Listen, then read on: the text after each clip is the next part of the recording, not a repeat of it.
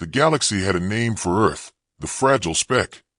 A tiny blue dot, barely a blip on the cosmic map, home to a species that hadn't even cracked faster than light travel.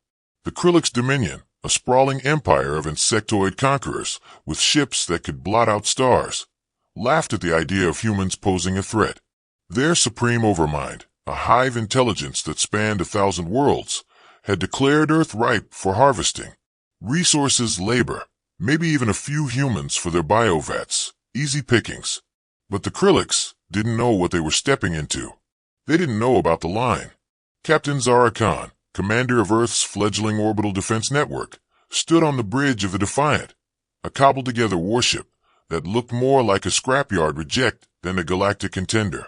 Her crew, engineers from Mumbai, coders from Silicon Valley, X-fighter pilots from everywhere, buzzed with nervous energy. The Krillix Armada, a swarm of 10,000 warships, was 2 days out, their signals screaming across the void. Surrender or be consumed. Captain, said Lieutenant Chen, a wiry hacker with a grin that never quit. Their comms are encrypted, but I cracked their outer layer. They think we're primitives who'll roll over in a day. Zara smirked, her dark eyes glinting. Good. Let them underestimate us. It's our best weapon. Earth's defense wasn't much to look at. A few hundred patched-up ships, a network of satellites armed with repurposed asteroid mining lasers, and a planet full of people who'd spent centuries fighting each other, but were now united by one truth. Nobody messes with home. The Krillix expected a quick raid. Humanity had other plans. The first twist came when Chen intercepted a Krillix scouting drone. Instead of destroying it, he hacked its NAV system, feeding it false data about Earth's defenses, phantom fleets, fake superweapons, and a fabricated surrender signal that made the Krillix pause. They're hesitating, Chen said, his fingers dancing over a hollow keyboard. Their overminds crunching numbers, trying to figure out if we're bluffing. Zara leaned forward. Then let's give them something to crunch. She activated the Defiant's comms, broadcasting on every frequency the Krillix used. This is Captain Zara Khan of Earth. You've got one chance to turn back. Cross our line, and you'll regret it. Her voice was calm, almost friendly, but carried a steel edge that made her crew sit straighter. The Krillix laughed, their psychic hive mind pulsing with amusement across the void. Primitive apes, threatening us? Advance. But Zara wasn't bluffing. Earth's line wasn't just a metaphor, it was a literal barrier. For decades, humanity had been quietly seeding the Kuiper Belt with microdrones, each the size of a grapefruit but packed with enough antimatter to punch a hole through a moon. The project, codenamed Star Wall, was humanity's ace in the hole, built in secret by a global coalition that had finally learned to work together. The Krillix Armada crossed the belt at 3 o'clock Universal Time, expecting an empty stretch of space. They got a fireworks show instead. The micro-drones detonated in a synchronized wave, a chain reaction of antimatter blasts that tore through the Krillix vanguard. Thousands of their sleek, beetle-like ships vaporized in seconds, their psychic screams echoing through the overmind. The Defiant's crew cheered, but Zara stayed focused. That was just the opener, she said. They'll adapt. Chen, what's their move? Chen's screens flickered with data. They're regrouping, sending heavier ships forward. Looks like, oh damn, they're deploying a planet killer. The Krillix had brought their World Reaver, a massive dreadnought that could crack continents with a single shot. It was their trump card, meant to scare Earth into submission. But humanity didn't scare easy. Zara turned to her engineer, Dr. Aisha Patel, a genius who'd once jury-rigged a fusion reactor with duct tape. Aisha, can we hit that thing before it fires? Aisha's eyes sparkled with mischief. Give me 10 minutes and a crazy pilot. Enter Lieutenant Diego Alvarez, a former stunt pilot who treated spaceships like they were his old biplane. His job? Fly a modified cargo shuttle, loaded with a hacked Krillix drone, straight into the World Reaver's core. The drone was reprogrammed to emit a signal that mimicked the Overmind's commands, tricking the Dreadnought's defenses into thinking it was friendly. Diego's shuttle screamed through the chaos, dodging laser barges and debris, while the Defiant provided cover with its mining lasers. Almost there. Diego whooped, spinning his shuttle through a hail of Krillix fire. The drone deployed, burrowing into the World Reaver's hull. Chen triggered its payload, a virus that scrambled the Dreadnought's targeting systems, making it fire wildly into its own fleet. The Krillix armada faltered, their psychic unity fracturing as their flagship turned traitor. By the end of Part 1, the Krillix had lost a fifth of their armada, and Earth's line held firm. But the Overmind wasn't done. It sent a chilling message. You delay the inevitable. We will consume your world. Zara smiled. Bring it on, she whispered, knowing humanity was just getting started. The Krillix Overmind wasn't used to losing. Its hive intelligence, a network of 1 billion minds, recalculated its strategy in seconds, dismissing the Starwall trick as a fluke. The Armada regrouped beyond the Kuiper Belt, now down to 8,000 ships, but still a force that could crush most galactic empires.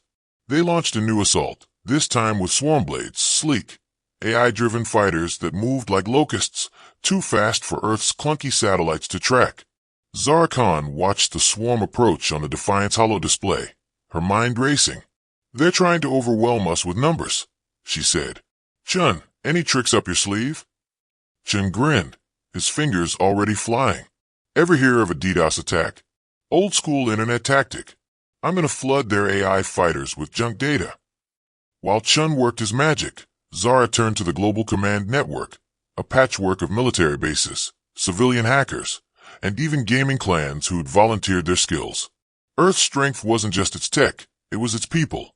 From a bunker in Nairobi, a team of teenagers who dominated online strategy, games coordinated satellite strikes. In Shanghai, factory workers repurposed delivery drones into kamikaze bots. Even a group of Antarctic researchers joined in, using their weather satellites to jam Krillix sensors with electromagnetic pulses. Chen's DDoS gambit worked better than expected.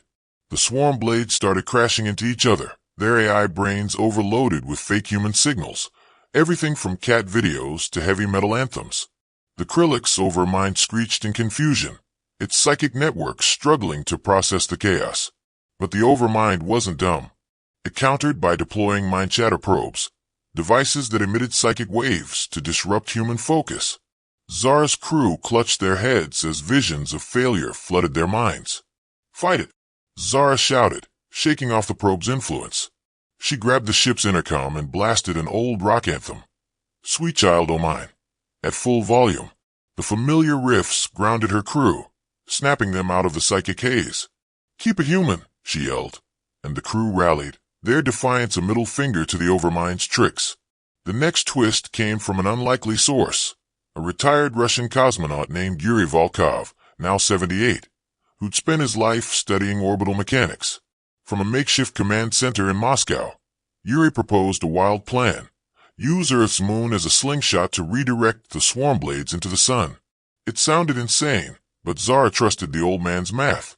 She ordered a fleet of drones to nudge the moon's orbit, just enough to amplify its gravitational pull, turning Luna into a cosmic catapult. The swarm blades chased the bait, a decoy fleet of human ships, right into the moon's altered orbit. The gravitational slingshot flung thousands of Krillix fighters into a solar trajectory, where they burned up in the sun's corona. The Overmind's psychic rage was palpable, a scream that rattled every human with a comms implant. But humanity wasn't done throwing curveballs. Aisha Patel unveiled her next invention, the Pulse Net, a web of satellites that could channel Earth's magnetic field into a massive EMP. It took every power grid on the planet working in sync, blacking out cities from Tokyo to New York. But the Pulse Net fried half the remaining swarm blades in one blast. The Krillix Armada, now down to 4,000 ships, hesitated again. The Overmind sent a new message. Your tricks are finite. Your world will fall. Zara laughed, broadcasting her reply. You keep saying that, bug brain. Want to see what else we've got? The real game changer was Diego Alvarez, back with another suicidal mission. This time, he piloted a stealth shuttle loaded with Starwall drones, aiming for the Krillix command ship. The Overmind's vessel was a floating hive, guarded by layers of psychic shields and plasma cannons. Diego's plan?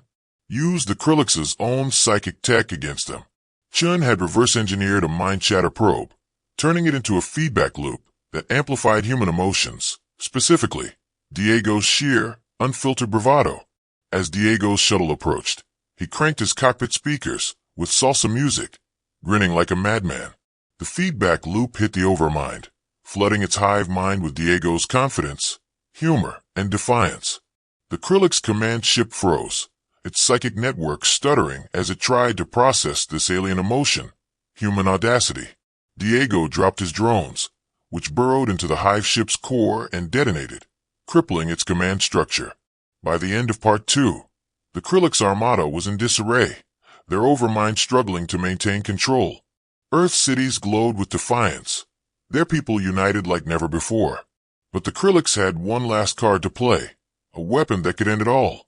The Krillix overmind, battered but not broken, unleashed its final weapon, the Void Lance, a device that could collapse Earth's atmosphere into a singularity, suffocating the planet in seconds. The Void Lance was housed in a fortress ship the size of Manhattan, impervious to Earth's remaining weapons. The Overmind's message was simple: surrender now, or your heir becomes our trophy. Zara Khan stared at the holodisplay, her crew silent. The Void Lance was no bluff. It was already charging, its energy signature lighting up every sensor. But humanity didn't do surrender. Zara turned to her team.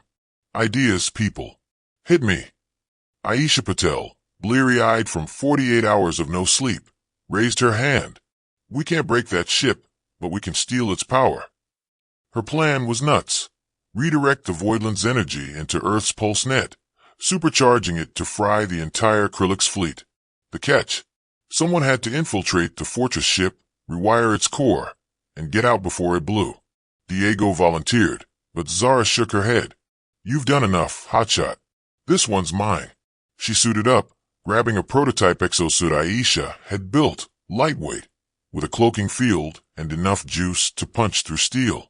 Chun hacked the fortress ship's outer sensors, creating a blind spot for Zara's shuttle to slip through. The world watched, billions holding their breath as their captain went all in. Zara's infiltration was a masterclass in human grit. She dodged psychic patrols, their insectoid forms clicking through the ship's corridors. The Voidland's core was a glowing orb, pulsing with enough energy to crack a planet. Zara plugged in Aisha's rewiring kit, her hand steady despite the psychic pressure clawing at her mind. The Overmind sensed her, its voice booming. Foolish human. You cannot stop the inevitable. Watch me. Zara muttered, flipping the final switch. The Voidland's energy surged into the pulse net, amplified by Earth's magnetic field. The fortress ship shook, its systems overloading as Zara sprinted for her shuttle. She barely escaped as the ship imploded, taking the Void Lance with it. Back on Earth, the pulse net unleashed its final EMP, a wave that swept the remaining Krillix fleet like a cosmic broom.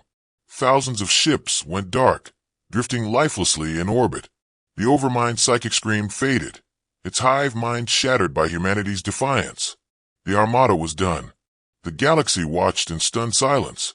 The fragile speck had held the line. Word spread across star systems. Earth was untouchable. Alien empires, once dismissive, now sent envoys begging for alliances. Zara returned to the Defiant, her crew mobbing her with cheers. Not bad for primitives, she said, grinning. The final twist. The Krillix survivors, cut off from their overmind, sought asylum on Earth. Humanity, true to form, welcomed them, teaching the insectoids about coffee, soccer, and second chances. The line in the stars wasn't just a defense, it was a promise. Mess with Earth, and you'll lose. But join us, and you'll learn what makes humans unstoppable.